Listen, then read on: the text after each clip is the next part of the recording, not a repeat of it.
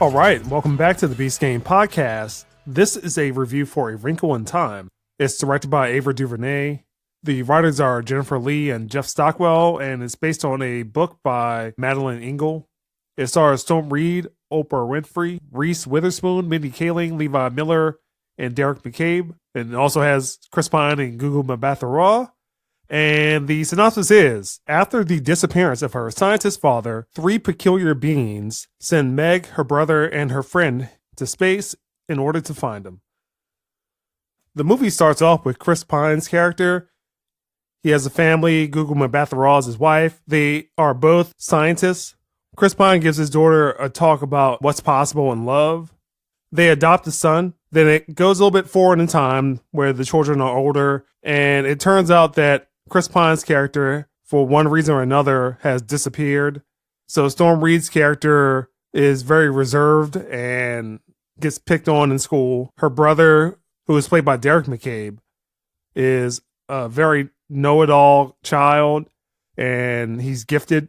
Derek McCabe's character is at home with his family, Gugu Mbatha-Raw and Storm Reed's character, and he opens the door to a stranger. That stranger mentions something about Chris Pine's character, that he's possibly still alive. That's where we'll stop. So the whole meat of the movie is that Chris Pine's character believes that you can travel space with your mind. And when he's doing an experiment, he disappears and is up to Storm Reed's character and her brother and Levi Miller to go find him. So that is a very simple premise, but feels really empty. The story is very bland and basic. The acting from the entire cast is just flat. I'm not sure if Ava DuVernay has experience working with children, but that could have been much better. Shot really well. It feels like a series of commercials or music videos strung together, and I never actually felt connected with the story.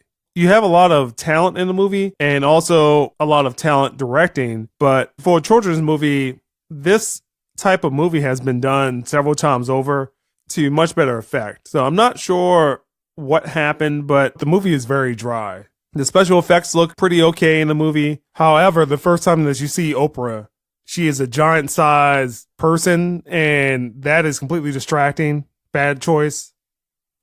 And you also have some other talent in this movie. So you have Michael Pena, David Oyelowo, who's worked with Gugu Mbatha-Raw with the Cloverfield Paradox.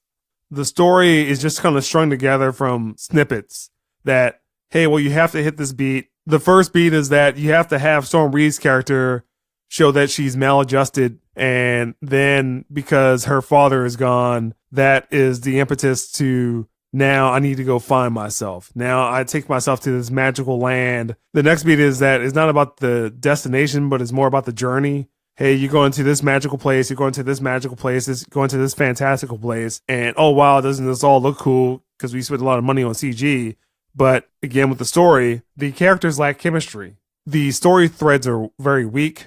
And also, Derek McCabe's character, I found his character very annoying. It feels more like a cereal commercial rather than a movie, a big budget movie that is over 2 hours. And again, it's shot very well, but I never really felt Storm Reed's character was a character that was conflicted and then just really wanted to find her father to come find herself. So for a score, I'm going to give this a 4. Seems like this movie had an idea about what it wanted to do, and what it did with that, which is a children's movie about what's possible and hope, was super empty. What it also reminded me of is something like Tomorrowland. Tomorrowland has that same problem where told that this should be remarkable and extraordinary and you're taken to all these places, but in the end, and as a whole, as a movie, doesn't really hit home. It doesn't provide anything better than what you have already seen before from movies of this type. I think that Ava DuVernay was a bad choice to direct this movie. I knew something was wrong when there was a director thank you at the beginning of the movie. Like, hey, thank you for watching this movie that might be mediocre. I appreciate it. I didn't connect with any of the characters. I never really believed anyone in the movie was authentic. The chemistry between the characters is not where it needs to be. The child acting is not where it needs to be. And you have talent in this movie that's wasted. As good as the actress as Gugu Mbatha-Raw is, all you get is her presenting a sad face. Again, it just all feels empty. At times, it felt like it was a Disney Channel show. This is a movie where you may pick this up at Redbox, or you may go to Walmart or Target. This movie would be in the bargain bin. This is one of those movies that you would pick up. Based on the book, this is something like the BFG. You remember that movie?